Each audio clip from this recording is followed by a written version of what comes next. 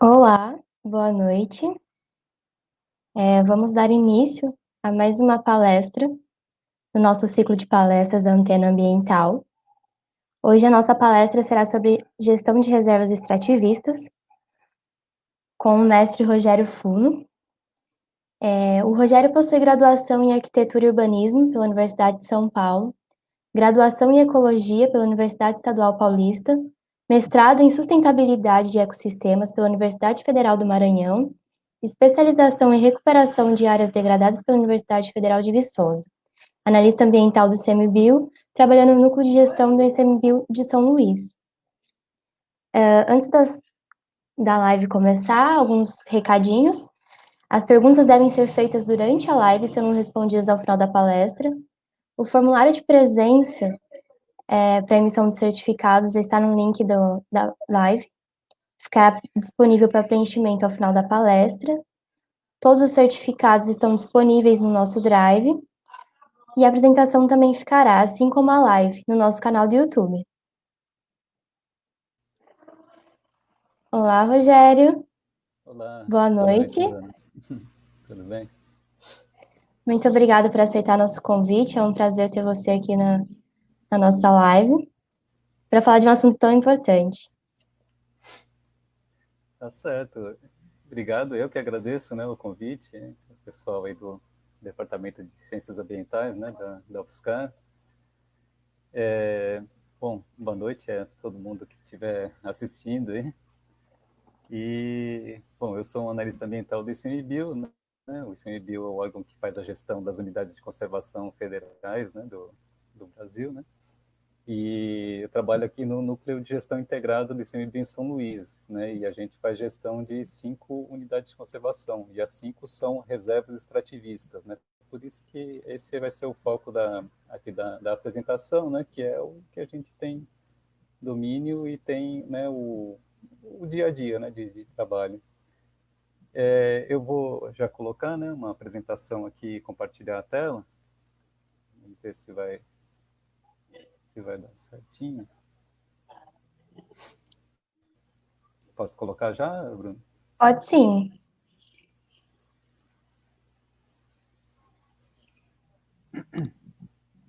Foi? Foi sim.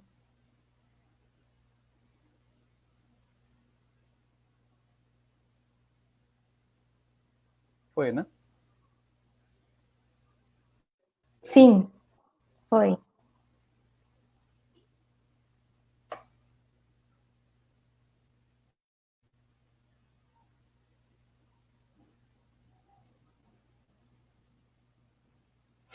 Bom, parece que foi.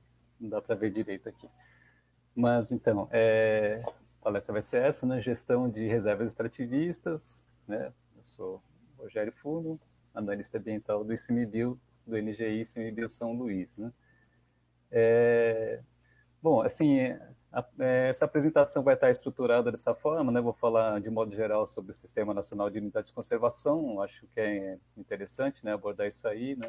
A gente está com um público que eu acredito que seja prioritariamente do pessoal da graduação, né, de análise ambiental, né, de gestão ambiental, né? É, Vou falar de modo geral sobre as categorias de UCs e depois eu vou, né, falar mais especificamente das reservas extrativistas e das estratégias de gestão que são específicas, né, dessa unidade que tem, né, que é bem diferente das outras, né, tem um objetivo diferente, uma forma de trabalhar diferente, né? Bom, o SNUC, né, Sistema Nacional de Unidade de Conservação, é a lei que disciplina o nosso trabalho, né, normatiza tudo que a gente faz, né, sobre a gestão de unidades de conservação. Que tem a definição, né, de unidade de conservação que é tirada do próprio SNUC, né, um espaço territorial e os seus recursos ambientais, né, ela é instituída pelo poder público por um ato legal, né, um decreto, né, e com objetivos de conservação e limite definidos sob regime especial de administração, administrado pelo ICMBio, no caso das federais, né? Elas podem ser também estaduais e municipais, cada uma vai ter, né, em cada esfera do poder vai ter um órgão diferente que vai administrar, né? No federal é o ICMBio, e ao qual se aplicam garantias adequadas de proteção. cabe ao ICMBio cuidar disso. Bom, as categorias de UCs são várias categorias, mas são basicamente divididas em dois grupos, né, que são essa que é a principal divisão, as unidades de proteção integral e as unidades de uso sustentável. Aí a gente tem uma coisa que antigamente tinha um conflito maior, né, entre os preservacionistas e os conservacionistas, né? Isso aí era uma coisa que foi bastante superado já, mas ainda tem um pouco, né? Na própria área ambiental, né? Os próprios profissionais da área ambiental, né? Os ambientalistas e tal, tinham essa discussão, né? Tem que ser preservação, tem que ser proteção integral, senão não adianta, né? Não dá para, né? O uso compromete, né? E já o pessoal do lado mais socioambiental já diz, não, mas não dá para separar as coisas, né? A gente precisa, né, que as comunidades sejam parceiras. E, na verdade, todo mundo está certo, né? Assim, porque por isso que tem várias categorias de UCESA, porque para cada caso tem uma estratégia diferente, uma realidade que se adequa a uma categoria.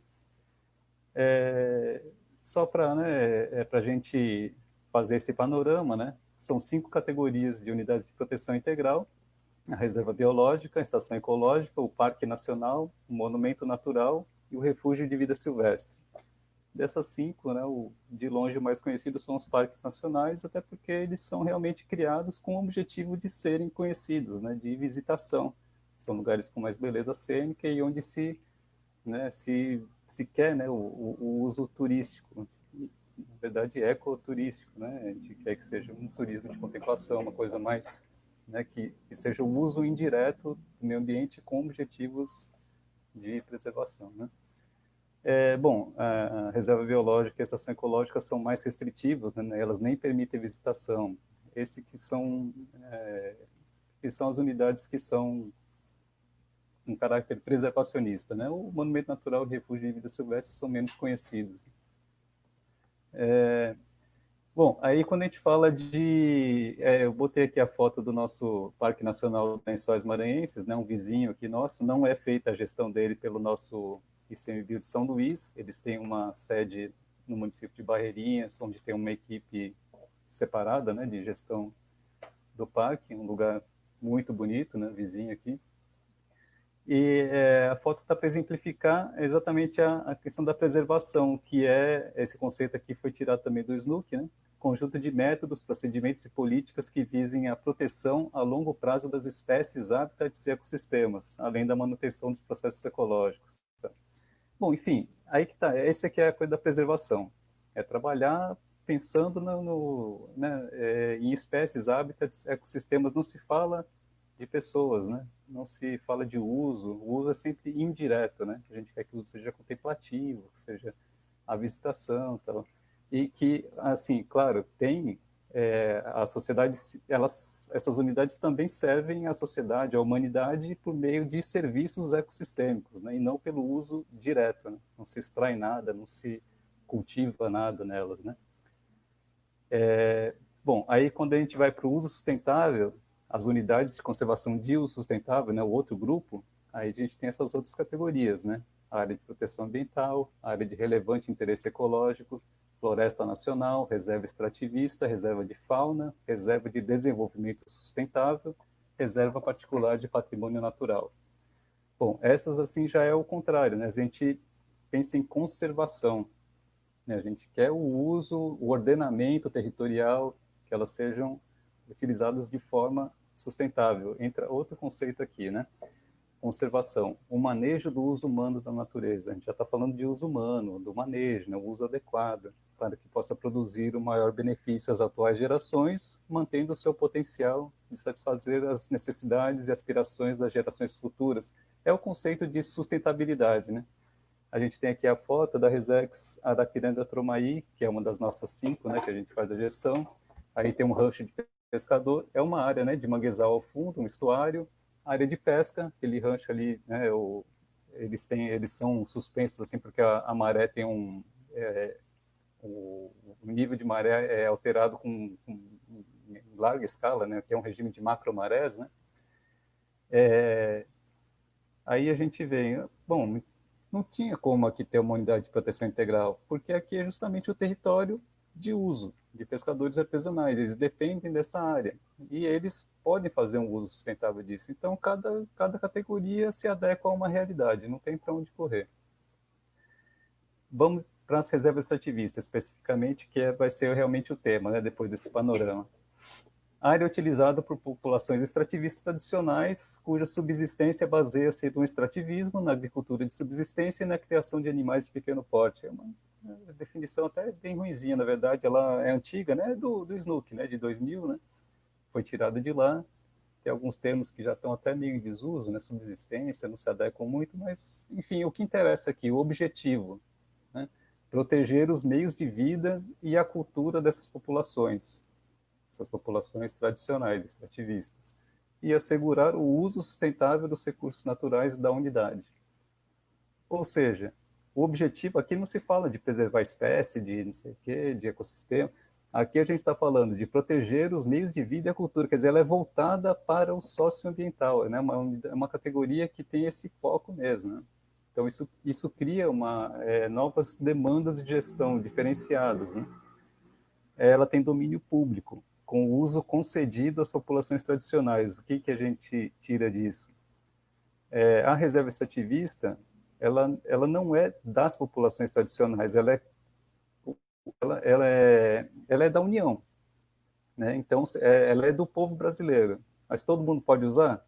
Não. Quem pode usar são as populações tradicionais beneficiárias dela, porque o uso é concedido a elas. Então, apesar delas não serem donas, elas que têm direito ao uso e recebem um contrato de concessão de direito real de uso, um documento que é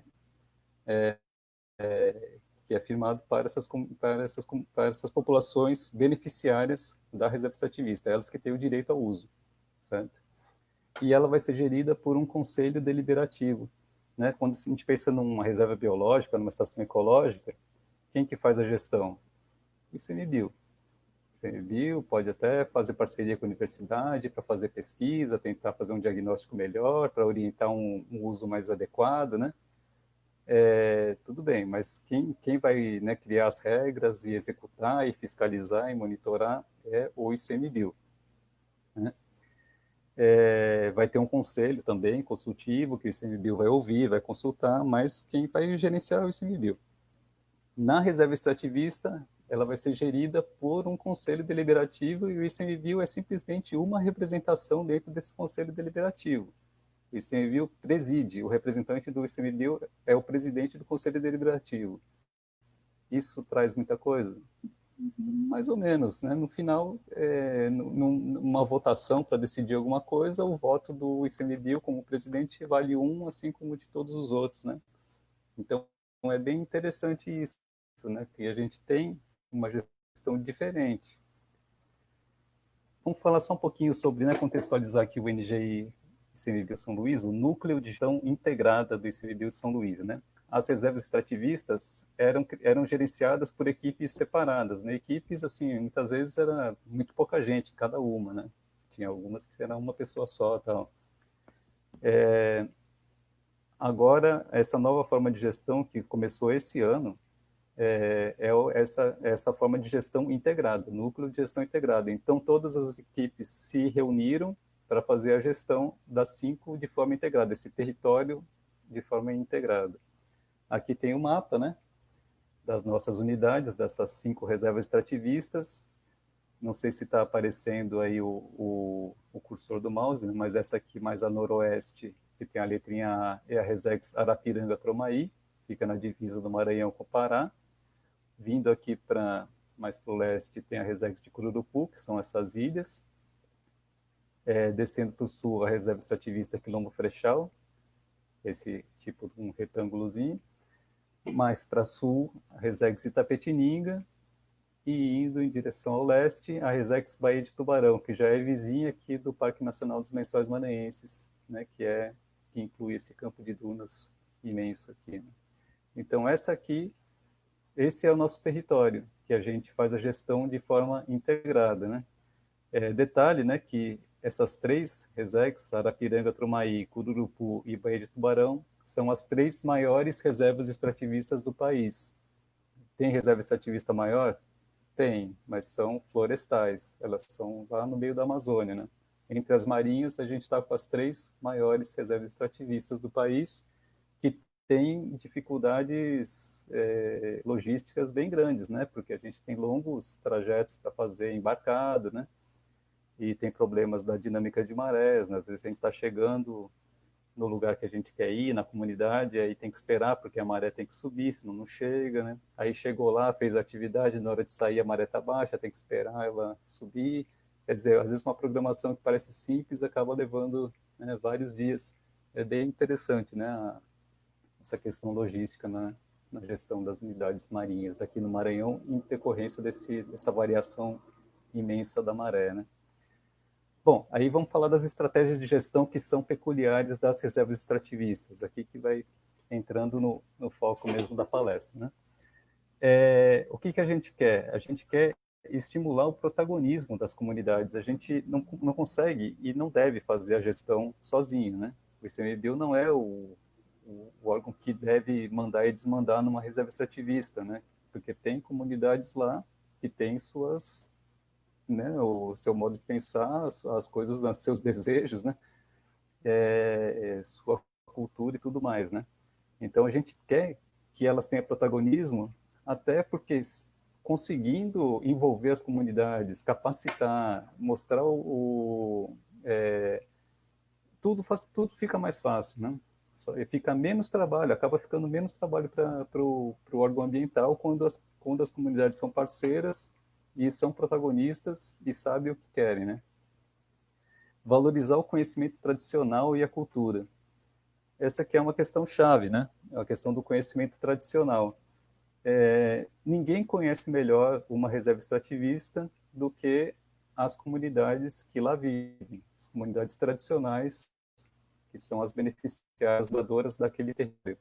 Ninguém conhece mais do que eles, né? E isso é importante que o órgão gestor, o ICMBio, reconheça, né, e acredite, e também é importante que as próprias comunidades reconheçam isso e acreditem, porque às vezes eles mesmos não têm essa noção do quanto é importante o conhecimento tradicional, né? Eles acham que, não, vamos ouvir o que o pessoal da universidade, o pessoal do órgão ambiental diz, porque eles estudaram mais, né? Realmente a gente tem conhecimento dentro de uma área que a gente estudou, né? E eles têm conhecimento dentro de uma outra área que eles estudaram e vivenciaram, né? E receberam através das gerações, né? Então, assim, esse é um ponto chave, né? A gente não pode hierarquizar conhecimento. Não existe conhecimento melhor que o outro. Existe conhecimento diferente do outro e eles são complementares, né? A valorização cultural, isso aí a gente sempre busca é, trazer isso, porque é o que cria identidade, é o que traz união, né? E é o que traz harmonia para que os trabalhos consigam fluir, né? Fortalecer as associações comunitárias. A gente precisa que as comunidades sejam unidas e estejam organizadas, senão a gente não consegue fazer nada, a gente não consegue fazer uma reunião, a gente não consegue fazer uma oficina, porque não tem mobilização, não tem envolvimento, né? Então, esse é um trabalho que a gente está sempre fazendo, né? Aprimorar as práticas produtivas. A gente sempre fica, tem que saber dosar, né? A gente não pode impor uma prática produtiva nova que vai desagregar todo um modo de vida, né? Mas as práticas produtivas têm que evoluir, né? Tem coisas que podem ser melhoradas, né? Que podem ser aprimoradas. Tem práticas produtivas que são seculares e que um século atrás estava ótimo, né? Porque era pouca gente, daí com o aumento populacional ela começou a se tornar predatória, né? Então a gente tem esse trabalho também, sempre sabendo, tem que, né, o segredo é saber dosar, né? Saber fazer sem o negócio desandar, né? Agregar valor aos produtos e gerar renda. A gente vai dar exemplos depois, né? A gente precisa fazer, eles precisam de renda, senão não consegue, a gente não consegue trabalhar se as pessoas não estiverem vivendo, né, de forma adequada, né? Não tem como falar, você tem que conservar aqui, tem que preservar aqui, fala, pô, mas como é que eu faço, né? Eu tenho que produzir também, né? São coisas complexas, né, que a gente não pode nunca analisar de forma simples, né? E a agregação de valor é um trabalho que a gente tem que investir. Vou ter exemplos, né? E monitoramento, fiscalização e consolidação territorial, essas são coisas que são do ICMBio mesmo, que é a obrigação do ICMBio fazer, e que ficam muito mais fáceis quando as comunidades estão trabalhando junto, estão em parceria, né? Bom, aí vamos lá para os instrumentos de gestão. A gente, no ICMBio, trabalha com vários instrumentos de gestão, né? São mais do que esses. Eu vou falar, como aqui a gente não vai aprofundar muito, né? E também não tem muito tempo, falar do Conselho Deliberativo e do plano de manejo, né? Acordo de gestão e plano de uso são tipo embriões, né, do plano de manejo. Depois eles são absorvidos quando o plano de manejo é feito, né? Vamos conversar um pouco sobre isso aqui. O conselho, né? É o nosso ambiente de gestão participativa.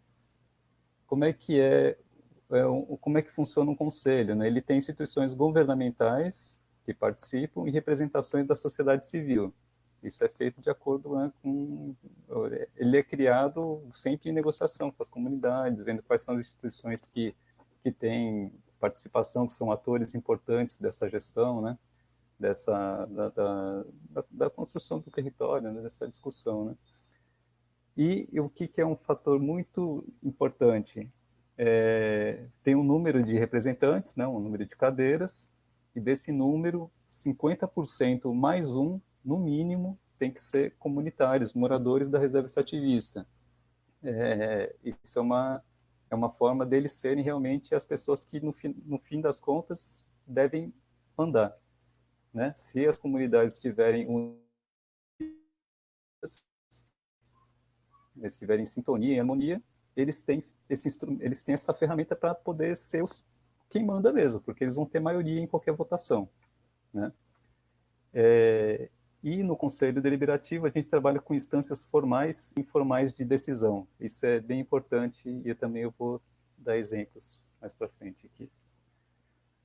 Eu vou falar sobre o Conselho Deliberativo da Resex Quilombo Frechal, que era a unidade que eu era gestor antes da criação do NGI, né? Que aí a gente ficou responsável né? Todo mundo ficou responsável pela 5, né? Eu era responsável só pela Quilombo Frechal. Ele tem 5 representações governamentais, que é o próprio ICMBio. O ICMBio preside, né? O representante do ICMBio é o presidente do conselho. A Secretaria Estadual do Meio Ambiente do Maranhão, o órgão estadual, né, de meio ambiente, até porque a Resex está dentro de uma APA estadual, que é imensa, né, a APA da Baixada Maranhense, então bem importante a participação da SEMA. As universidades, que é importante também estar, sempre nos apoiam muito, a Universidade Federal do Maranhão e a Universidade Estadual do Maranhão, e a Prefeitura Municipal de Mirinzal. Mirinzal é o município no qual a Resex está inserida. Muito importante também a participação da prefeitura, porque assim, é um território federal, né? A gestão é do ICMBio, mas os serviços não deixam de ser responsabilidade do município, né? Lá dentro tem escolas que são municipais, tem postos de saúde que são municipais, quem faz melhorias de acesso, de vias, quem cuida de segurança pública, de coleta de lixo, tudo, né? O município continua fazendo os serviços dele, né? Então é bem interessante ter a prefeitura dentro do conselho. A gente discute muita coisa, avança muito nessas reuniões de conselho com esses serviços, com relação a esses serviços municipais, né? E na sociedade civil, a gente tem, um detalhe, né? A Reserva Extrativista aqui no Frechal é formada por 3 comunidades. As 3 são reconhecidas pela Fundação Cultural Palmares como comunidades quilombolas, né? Então, entre os representantes da sociedade civil está a ACONERUC, que é a Associação das Comunidades Negras Rurais Quilombolas do Maranhão, e o Centro de Cultura Negra do Maranhão, o CCN. Também está o Sindicato dos Trabalhadores Rurais de Mirinzal, e aí vem as representações comunitárias, né, das 3 comunidades. São 5 de Frechal, 4 de Deserto e 3 de Rumo. Essas são as 3 comunidades, né? Somando são 12, né? 12 representantes comunitários, contra 8 que não são comunitários. Então, aquela coisa dos 50% mais um, lá em Quilombo Frechal, é bem mais, né? É 12 para 8. Então, está muito bem representadas mesmo as comunidades dentro desse conselho. A gente nunca teve nenhuma situação, né, em que teve um confronto de votação em que as comunidades precisaram, né, assim, fazer valer essa superioridade numérica, né? Sempre foi muito, a gente buscou, né, fazer coisas bem consensuais, né? Mas assim, dá para ver que eles têm, né? Eles têm condições de ditar, né, as regras lá, né? Claro que se tomarem alguma decisão que for não for de acordo com a legislação ambiental, tal, a gente já fala, não, isso aí não pode e acabou, né? Não é porque é o que o conselho decidir, decidiu, né? Tem normas, tem legislação, né? Mas é interessante, né, saber que as comunidades têm realmente essa superioridade numérica para poder fazer de fato, né, para poder ter a condição de ter a gestão em mãos. Né? Bom, dentro do conselho também a gente tem câmaras técnicas e tem grupos de trabalho, né? Isso aqui são duas, a gente pode criar, né, dentro das reuniões do conselho, né, conforme a necessidade, né? A câmara técnica é algo permanente para discutir um determinado tema, né? Ele é temático, né? Ah, vamos discutir a questão da pesca no Rio Uru, aqui da Resex. Ah, então vamos fazer uma câmara técnica de pesca. E aí algumas representações pode tentar solicitar apoio de professores de academia, né, de ONGs e tal. Vamos formar uma câmara técnica para poder, sempre que tiver um assunto relacionado a esse tema, a gente consultar a câmara técnica. Já o grupo de trabalho é algo, ele não é permanente, ele é para um objetivo específico, né? Tipo, um grupo de trabalho para discutir as regras de uso da casa de farinha aqui da reserva, né? Vamos criar um grupo de trabalho, ele vai discutir, vai criar as regras, apresentar um produto, encerrou, pronto. Né? A missão do grupo de trabalho é cumprida e então ele é para um objetivo assim que tem começo, meio e fim.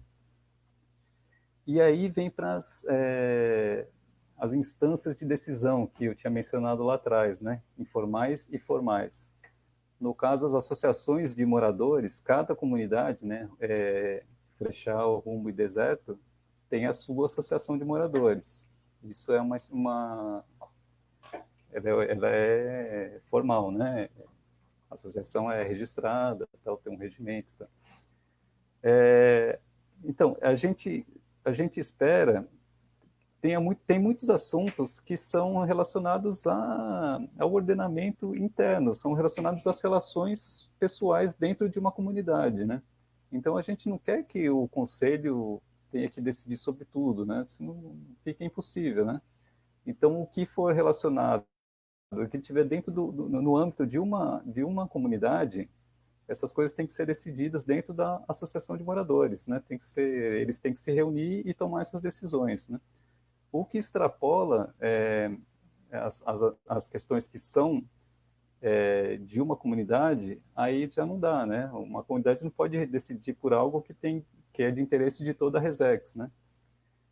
Então aí já teria que ir para o conselho. Só que o conselho, por regimento, ele tem 3 reuniões ordinárias por ano, né? A gente faz, o regimento manda a gente fazer 3 reuniões por ano. Isso a gente é obrigado a fazer. Pode fazer uma extraordinária caso necessário, né? Eu nunca cheguei a fazer. Então, tem coisas que não dá para ficar esperando uma reunião de conselhos, né? Precisava ser decidido. E aí como é que faz? A gente pensou nessa criação do conselho comunitário. Foi criado por resolução. O conselho deliberativo pode fazer resoluções, né? E aí ele criou o conselho comunitário, que aí é composto por representantes de cada associação de moradores, mais o ICMBio. E esse conselho comunitário pode tomar decisões sem esperar a reunião ordinária do conselho deliberativo. E isso traz agilidade, né? Assim, às vezes a coisa é urgente, não pode ficar esperando 2 meses até a reunião do conselho acontecer, né? Além de trazer agilidade, né, e eficiência, traz autonomia também, mais autonomia para as comunidades, né? Aí já é uma instância informal, né? O conselho comunitário não está previsto em nenhuma norma, não tem nada que fale, deve existir o conselho comunitário. Ele foi criado por uma decisão do conselho deliberativo e ajudou muito, né? É bem interessante. Aí a gente vai para o plano de manejo. No plano de manejo é o documento que orienta a gestão da unidade, né? Que tem que diz o que aquela unidade quer, aquela unidade de conservação quer, né? Ele parte tem como embriões, né? Esses acordos de gestão, planos de uso, né? O plano de uso do açaí, né? Como é que a gente vai usar o açaí, o babaçu, o acordo de gestão da pesca artesanal, né? Então, o plano de manejo já faz um diagnóstico mais robusto, reúne esses planos setoriais, né, e faz um planejamento estratégico, né? E também faz o zoneamento da unidade, né? O zoneamento é o que vai dizer o que pode e o que não pode, né? E onde pode, né? Aqui pode, só pode extrativismo, aqui pode extrair alguma coisa das árvores para sair fruta. Nesse outro canto aqui já pode fazer roça, né? Nesse outro aqui pode pescar, no outro já não pode pescar, tem que ser um berçário dos peixes, né? Para cá não pode fazer nada, só pode ter uma trilha interpretativa, né? Pode ter uso público só para visitação, né? No outro canto não pode nada mesmo, porque é uma área para ser preservada, né? Essa que é a ideia do zoneamento, que é super importante também. E o detalhe é que esse plano de manejo, ele tem que ser construído, né? O ICMBio coordenando, né? Participação, né? Construído em conjunto com as comunidades, e a aprovação dele é pelo Conselho Deliberativo. Se o Conselho não aprova, o plano de manejo não pode ser publicado, né? Bom, e aí agora eu vou voltar aqui para as estratégias de gestão, né? Que é eu estou basicamente replicando um slide lá de trás, mas agora eu vou tratar desses temas com exemplos práticos que foram realizados, né? Aquela coisa de estimular o protagonismo, né, dos comunitários, valorizar o conhecimento tradicional, valorizar a cultura, fortalecer as associações comunitárias, né, e aprimoramento das práticas produtivas e geração de renda, né, com agregação de valor. Aqui, esse aqui foi um curso que teve de associativismo, que foi coordenado pelo CNPT. A gente tem bastante sorte aqui em São Luís, que além do nosso núcleo de gestão integrada, a gente tem a sede do Centro Nacional de Populações Tradicionais, um centro de pesquisa do ICMBio, que trabalha com populações tradicionais. O nome é maior, na verdade, né? É Centro Nacional de Pesquisa e Conservação da Sociobiodiversidade associada aos povos e comunidades tradicionais, né? Como é muito grande, a gente chama de Centro Nacional de Populações Tradicionais, né? E eles que coordenaram esse evento, que está contando com lideranças de todas as reservas extrativistas do Maranhão. Então, vai além das nossas 5 do NGI de São Luís. Também tem das 3 reservas extrativistas do sul do Maranhão, que são de quebradeiras de coco. Tem o pessoal da reserva extrativista do Delta do Parnaíba, que é na divisa do Maranhão com Piauí, e da reserva extrativista da Chapada Limpa, que é de uma área de cerrada, né? Foi muito interessante, né? Foi feito um trabalho assim, para fortalecer o associativismo, e terminando esses módulos de curso, né, em sala de aula, uns consultores foram para cada unidade para ajudar a regularizar toda a documentação das associações de moradores, né? Assim, ver o que estava pendente, o que estava precisando regularizar, né? E para deixar essas associações habilitadas para acessar editais, né? Que aparecem, né? Isso é muito importante, né? E eles têm dificuldade com isso, né? Bastante. Então foi um curso bem importante. Essa aqui é a sede, né, do ICMBio, aqui em São Luís, fica num casarão no centro histórico de São Luís, é bem bonito. Aqui foi essa aqui é o tambor de crioula de Frechal, né? O tambor de crioula é uma manifestação cultural, é reconhecido pelo IFAM, né, tombado pelo IFAM como patrimônio cultural material brasileiro, né? E tem um grupo de tambor de crioula em Frechal, né? Bem tradicional, dá pra, né, a gente vê, né, um monte de pessoas de idade avançada, tal. A gente trabalha para que isso tenha, para que isso não se perca, né? Para que a juventude se interesse, as crianças, né? E aqui a gente levou eles para um congresso em Belém do Pará, um congresso internacional de etnobiologia, né? Acho que foi em 2017 ou 2018, não tenho certeza, né? E eles participaram da programação cultural do congresso, né? Um congresso internacional, foi muito bacana, assim, eles gostaram muito, né? É aquela coisa da valorização cultural, né? Da coisa da identidade. Com certeza, depois deles terem se apresentado num evento internacional, muitos começaram a ver com outros olhos, né? Começaram a dar mais valor, né? Muito, muito legal isso aqui. Isso aqui é uma foto, né, da Casa de Farinha de Frechal, no início da década de 90, uma fotógrafa belga, né, que morou uns 2 anos por lá, antes de ser uma reserva extrativista, né, e registrou, né, em preto e branco, né, todo o dia a dia da comunidade, fez uma exposição que rodou, né, pela Europa. E hoje ela devolveu, né, fez a devolutiva. Essas fotos são expostas num espaço fotográfico lá na comunidade Frechal. Tem um livro publicado, né, depois eu posso até, se interessar, colocar a referência do livro, né, aqui no chat. Assim. E aqui mostra também, né, valorização cultural, né, a gente tentar valorizar essa história e essas práticas produtivas que estão aí há já várias décadas, né, só trabalhando a farinha de uma forma bem artesanal, mudou pouco disso aqui, né, já faz 30 anos para hoje, não está muito diferente lá, não. Esse slide aqui já é na reserva extrativista de Cururupu.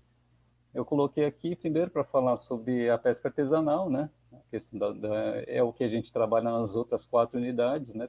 São basicamente de pescadores, as artes de pesca que são tradicionais, né? E a questão da carpintaria naval, que também a gente tem que é um trabalho que a gente vem tentando manter vivo. Muitos carpinteiros navais são moradores dessas resex que a gente faz gestão, né? Aqui no Maranhão tem, né, um trabalho sendo feito de preservação desse conhecimento, né, pelo Estaleiro Escola, né, é um projeto do governo do estado, é um Instituto Estadual de Educação, né, que trabalha basicamente com isso, né, com a carpintaria naval. E isso é uma coisa que está se perdendo, porque isso não tem. Para se fabricar um barco desse, não tem projeto, não existe um desenho dele. E esse conhecimento não é deixado em registro, num livro, em alguma coisa, para que alguém possa aprender depois. Isso é passado de mestre para aprendiz, né? É um conhecimento oral. O carpinteiro faz isso aí e vai fazendo, assim, ele não segue nenhum desenho, né? Então é algo que se for quebrada essa cadeia de mestre-aprendiz, não for preservado pela via oral, né, vai se perder, e está se perdendo. Né, porque eu acho que é mais fácil, mais barato, não sei, fazer barco de fibra, né, porque, sei lá, é um conhecimento que é muito impressionante, assim, e que a gente tenta trabalhar para preservar. Mas, assim, no Maranhão tem uma experiência bem bacana do governo do estado, né, com esse projeto Estaleiro Escola, que eu também posso depois deixar referência para quem quiser dar uma pesquisada mais, vale a pena. É interessante. Aqui, na sequência do aprimoramento de práticas produtivas, né, foi feito um trabalho buscando assim uma transição agroecológica, né? Principalmente para os quintais das comunidades lá em Quilombo Frechal. Né? Então foi trabalhada a produção de hortaliças nos quintais. Aqui também trabalhando assim também com quintais também, né? Uma folha de vinagreira, né? Que é muito usada aqui. Quem teve a oportunidade já de conhecer aqui em São Luís deve ter provado o arroz de cuchá, né? Com a vinagreira se faz o cuchá, um prato bem tradicional. E, além das hortaliças, a produção de frutas, né? Nos pomares dos quintais, né? E a produção de frutas tem essa sazonalidade, né? Então, durante um período é fruta demais que até estraga, né? E tem um período do ano que não tem mais fruta, né? Então a gente buscou esse trabalho em parceria com o Instituto Federal de Educação aqui do Maranhão, de um campus aqui de São Luís, chama Campus Maracanã, essa professora é da área de gastronomia, e ela veio com esse trabalho de beneficiamento de frutas, né? A ideia é ter um uso mais eficiente desses recursos e agregação de valor, né? Ela fez oficinas para produção de doce, de geleias, de licores, compotas, né? Aqui no caso são um monte de pimentas, né? Fez conservas de pimenta, molho de pimenta, né? Que foi um trabalho bem interessante. O pessoal, alguns seguiram com esse trabalho lá, então valeu a pena, né? Trabalho de geração de renda. E foi feita uma exposição, né? Um seminário no final de um ciclo de capacitação, que foi levado esses produtos, né? Aí a gente sentiu falta de uma coisa, né? Os produtos estavam lá nas garrafinhas, os rótulos super simples, só com, né, com informações em texto, né, do que era, ingredientes e tal. A gente ficou, poxa, a gente precisava de algo que agregasse mais valor e que trouxesse, né, a história, né, da comunidade, e os valores, né, de sociobiodiversidade, de sustentabilidade, né, que uma reserva extrativista traz, né?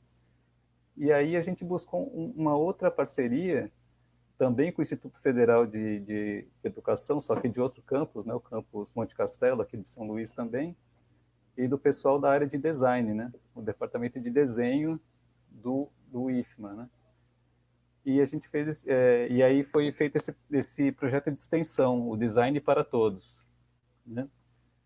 E professoras e alunos, né, do curso lá de design foram lá para a Resex e buscaram elementos, né, conversaram com todo mundo, foi um trabalho muito bacana, buscar elementos, né, de extrativismo, o rio, a agricultura, as raízes, o casarão, tudo isso para chegar numa proposta de identidade visual para a reserva extrativista aqui no Frechal.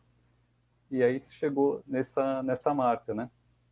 Todo mundo gostou muito do resultado lá e a gente resolveu uma lacuna, né, que faltava, né? A gente estava gerando produtos, mas não tinha uma marca que agregasse o valor àquele produto, né? Assim, uma garrafinha de molho de pimenta de uma indústria alimentícia aí é uma coisa, né?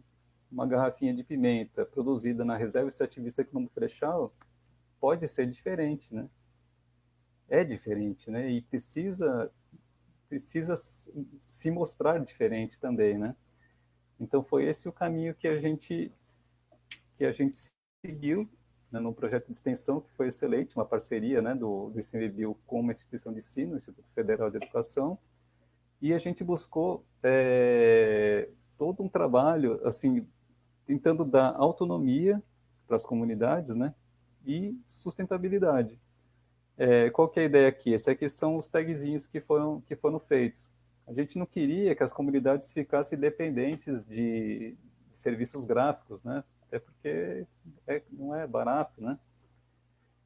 Aí a ideia que teve, né, nesse projeto de extensão, né, da equipe lá, foi de usar furadores, né, cortadores circulares com furador de papel e 2 carimbos. O carimbo fez essa marca monocromática, né, que funcionou bem, do outro lado para as instruções, amarrados com essas cordinhas de fibra natural, que as comunidades podem e sabem fazer com recursos que existem, recursos naturais que existem na comunidade, né? E pronto, a gente agregou mais valor ainda artesanal, mais valores de sustentabilidade e tirou custos, né? E a gente já estava com mais etapas que estavam sendo planejadas agora para o início desse ano e que tiveram que ser, infelizmente, suspensas por causa da pandemia, né, de Covid. Mas a gente estava avançando para um trabalho de produção de papel usando a fibra de bananeira, né? É, quando a gente colhe o cacho de banana, a gente corta, né, o caule da bananeira e o próximo cacho vai vir de outro caule, né? E aquele caule é resíduo, né? Você tira o cacho e o caule vai. Então, o rapaz que ia fazer a oficina, ele usa esses caules, né, da bananeira e faz um papel que é super bonito, né? Ele é bem bacana, né? E a gente usaria no lugar desse papel. Esse aqui é um papel craft normal, né? Que a gente compra em papelaria e não é, ele é relativamente caro, né? Então, a gente usaria um papel de bananeira produzido pelos próprios comunitários, né? Para fazer essa tag, ia ficar bem bacana, né? Mas isso vai ficar para quando, quando pudermos, né? Quando tiver mais seguro, né? Na parte da saúde. E a outra coisa que a gente ia fazer era uma sequência do trabalho com a equipe de design, né? Que iria ser para a produção de embalagens, o desenho de embalagens de farinha, também pensando no uso, né, de papel, de fibras naturais, né? Porque é o principal produto produzido na Resex, né? E, e a gente sabe, né, que as comunidades não têm capital de giro, né? Eles têm muito pouco capital, né? Então, produz a farinha, né? Planta a mandioca na roça, produz a farinha na casa de farinha e está precisando sempre do dinheiro para ontem, né? Então, acaba vendendo a farinha num sacão de 30 quilos para um atravessador, por uma mixaria, né? E a produção de farinha tem impacto, né? Tem impacto ambiental que não é pequeno, né? A gente não conseguiu avançar na transição agroecológica, né? As roças de farinha usam, roça no toco, usa fogo, né? Então a gente tem uma atividade impactante, gerando uma merreca de renda, né? Isso não pode, né? Então, já que enquanto a gente não consegue avançar para umas práticas produtivas menos agressivas, né? A gente, pelo menos, vamos tentar fazer aquilo que é produzido do jeito que é produzido hoje render mais, né? Então, a ideia era tentar fazer os pacotinhos de farinha de 1 quilo, né? Com uma embalagem desenhada, né? Era um projeto que iria ser desenvolvido e associando a marca, né? Não sei se dessa forma, de alguma forma que ia ser pensado, agregando valor, né? Você ia conseguir vender um pacotinho de farinha, isso aí deixa de ser, né? Já só de vender em pacote em unidades de 1 quilo, em vez de vender só de vender no varejo já se ganha muito mais, né? Agora, quando você faz todo esse trabalho de artesanal, né, numa embalagem, com uma marca que traz, né, traz a história, traz valores de sustentabilidade, de sociobiodiversidade, né? Você está produzindo uma outra coisa, né? Você está produzindo um artesanato mesmo, né? E existe mercado para isso, que é diferente de quem passou a consumir a farinha, né? A pessoa está interessada em outras coisas, né? O mercado existe, tem que ser acessado. Isso é um trabalho que a gente está indo atrás, né? E é isso aí, eu acho que já está passando aqui o tempo. Eu vou abrir aqui para perguntas, né? Aqui é o meu contato, o meu e-mail. Aqui estão as redes sociais do ICMBio, esse aqui é o ICMBio Nacional, né? Mas o nosso NGI ICMBio São Luís também tem, né, redes sociais, né? Quem quiser pode seguir lá, tem página no Facebook, tem perfil no Instagram, tem canal no YouTube, que tem pouca coisa ainda, mas a gente tá melhorando lá, está estruturando, né? A gente aproveitou esse período aí de trabalho remoto para melhorar a nossa estrutura digital, né? Então, cada reserva extrativista, cada unidade tem suas redes sociais e o ICMBio São Luís também tem. É isso aí. Aí acho que a Bruna aí pode abrir para as perguntas, né? Obrigado. Novamente, obrigada, Rogério, pela palestra. Tivemos vários elogios e eu vou dar início às perguntas então, ok? Ok. A primeira pergunta é da Beatriz. Ela agradeceu pela palestra e falou que se interessa pelo livro. Ele está disponível online? Então, o livro não tem online, não, e nem é muito fácil de achar, assim, eu consegui comprar, né, aqueles estante virtual, assim, né, um livro, ele não é recente, ele é antigo, né, é da editora Sesc, mas eu vou colocar eu posso colocar depois não sei se coloco aqui no chat ou não, depois eu mando para Depois a gente pode você. enviar junto com os certificados, então, e disponibilizar Isso, para todo mundo, pode ser? Mas não tem digital não, infelizmente não tem. Inclusive, até para a gente usar as fotos nas redes sociais, eu tenho que conversar com a autora, assim, é tudo... A nossa próxima pergunta é da Silvia. Ela pergunta como é a comunicação entre os gestores da Resex do Quilombo Fechal e da APA Baixada Maranhense, que é estadual. Essa sobreposição tem alguma implicação para a gestão da Resex? Então, bom, Silvia, deixa eu até agradecer, né, você aí pelo convite. Silvia é minha colega de graduação aí, né? Valeu. Assim, a APA da Baixada Maranhense, ela é imensa, uma unidade assim, que pega vários municípios do Maranhão, assim, de uma gestão muito difícil, e a SEMA, ela tem dificuldades, né, de equipe, tá, para fazer gestão. É uma APA que acaba sendo pouco além do papel, né? Tem alguns programas que eles direcionam para lá e tal, mas assim, a gente tem muito pouca interação com a APA, né? A gente tem bastante interação com a SEMA para várias coisas, né? Inclusive a questão de sítios Ramsar, né? Sítios de áreas úmidas internacionais, né? Porque tanto a APA da Baixada como a das Reentrâncias, que é onde as outras três Resex estão, são reconhecidos como sítio Ramsar, né? Então a gente consegue fazer algumas coisas em conjunto, mas em função dos sítios Ramsar, né? E a gente tem essa questão de participação em conselhos, né? A SEMA participa dos nossos conselhos, a gente participa dos conselhos de algumas UCs deles. A APA da Baixada ainda não tem conselho criado, né? E é difícil fazer um conselho para lá, só de municípios tem um monte, né? Mas o nosso trabalho com a SEMA flui, mas não exatamente por causa da APA. A APA acaba sendo assim bem burocrática, né? Bem no papel mesmo, né? Não tem muita função real assim. Nosso próximo, na verdade, é um comentário, né? Ana Lúcia comentou que seria fundamental que esse trabalho de construção de barcos pudesse ser registrado e documentado. Tem algum serviço nesse sentido?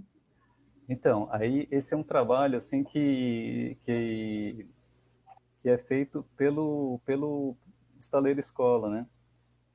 Assim, o professor que foi o criador, né, e hoje ele é o diretor do estaleiro escola, né? Ele é um entusiasta disso, assim, é uma coisa pessoal dele, né? Ele tem livros, né, publicados sobre embarcações maranhenses, não sei se está, já sei que perto até pegar. Eu posso também passar todos esses os links de acesso. A gente fez, né? A gente está fazendo também as nossas lives, né, nesse período aqui, né, do ICMBio São Luís, né, que chama Papo Socioambiental, né. Um desses, faz acho que umas 3 ou 4 semanas, foi justamente com o professor Luiz Felipe Andrés, que é o diretor de estaleiro escola, né, e a gente conversou sobre isso, né. Ele tem livros publicados, mas assim, são fotos, né, assim, a questão é que não existe assim um manual, né?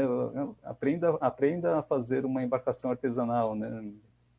Com passos e desenhos, né? É uma coisa mesmo que é um artesanato, né? Você não ensina a fazer uma escultura, né? O artista faz, né? E o carpinteiro naval é assim também. Mas assim, o registro existe e existe toda essa iniciativa, assim, um trabalho bem bacana buscando a preservação, né? Mas infelizmente tá se perdendo aos poucos, né? Ainda tem muito carpinteiro naval, muitos são moradores das reservas extrativistas. Nossa próxima pergunta, eu acho que alguém não conseguiu sair do perfil. Boa noite, obrigada pela palestra. Gostaria de saber como lidar com o aumento populacional dentro de uma unidade de conservação. Então, é bem difícil, né? Assim, uma reserva extrativista vai crescendo muito, vai tendo aquela concorrência por recursos, né? Acaba esgotando recursos, né? Em algumas situações até nem tem tanto esse problema, né? Por exemplo, a Resex Quilombo Frechal, ela é muito próxima do município, né, de Minizal, da sede municipal. A gente vê até um pouco do movimento contrário, né, de esvaziamento lá. As pessoas vão se desinteressando pelo trabalho extrativista, né, e acabam indo para cidades, né. sai para estudar e não volta, né? Mas em outros casos isso realmente não acontece, né? Nas ilhas de Cururupu também muita gente sai, acaba saindo de lá, né? Não são condições assim de vida muito fáceis, né? Já Baía de Tubarão, por exemplo, já é um lugar que inclusive tem especulação imobiliária, né? Vai inchando, né? É complicado, assim. Agora, o trabalho, quando a gente fala de famílias beneficiárias de uma reserva extrativista, isso aí é feito um cadastro, né? Primeiro a gente faz um produto que chama perfil de família beneficiária, que é construído junto com as comunidades, para saber qual é o perfil da família que é para a qual essa reserva foi criada, né? Ele tem que ter nascido aqui, ou tem que ter vindo pequeno, ou tem que ter casado com alguém daqui, né? E tem que trabalhar com pesca artesanal, tem que uma série de itens, né? Aí você faz o filtro, depois você tem o cadastro de famílias, fala, não, essa aqui se enquadra no perfil, essa aqui não, né?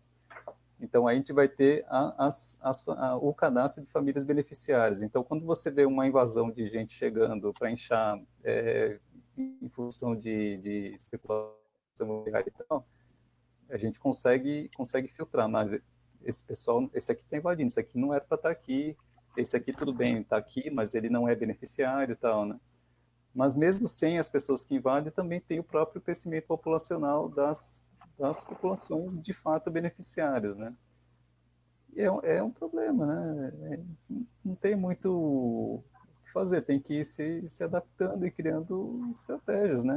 É aquela coisa, né? De buscar agregar valor, né? Assim, o que se pesca não vai poder crescer muito, mas assim, o que se fazer com o que se pesca, né? Eu vou, né, criar, tem um monte de coisa, né? Pegar o couro de peixe para fazer artesanatos, né?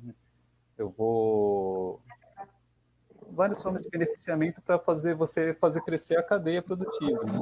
A partir da mesma produção.